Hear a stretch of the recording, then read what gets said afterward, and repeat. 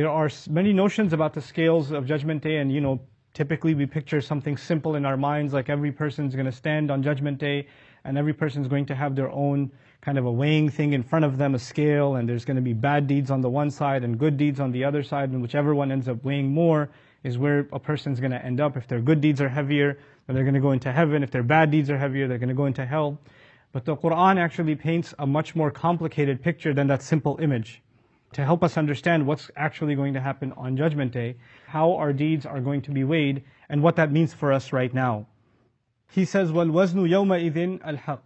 The scale on that day and the measurement on that day is actually truthful, is accurate.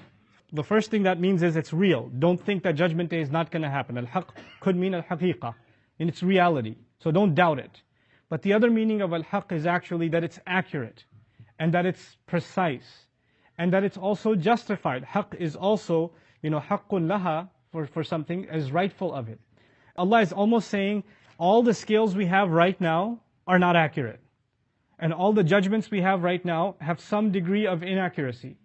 Even our Messenger, sallallahu alaihi wasallam, people came to him with a dispute, and one person came and made their case and said, here are my reasons why I think I'm right. And he spoke and gave his ideas and his evidences very clearly. The other person was not very well spoken, he was shy, he was nervous.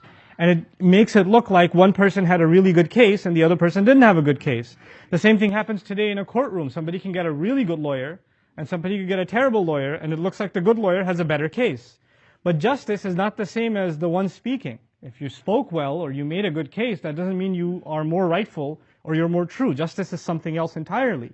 Right? So even the Messenger ﷺ said that even if he were to pass a verdict right now, don't think you've escaped Allah's judgment.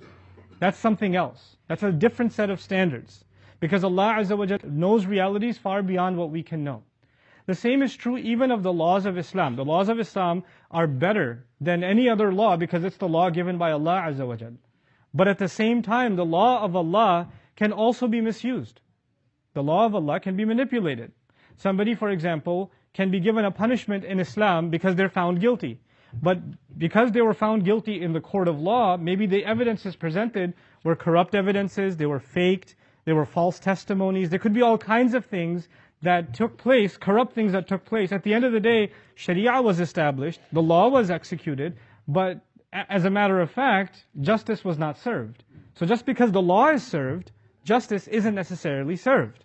And in courtrooms all over the world, or when we think of the image of justice, all over the world you find the image of a scale, a balanced scale, and some blind lady holding it, right? Because the idea is the justice isn't biased, and we have to weigh things out equally.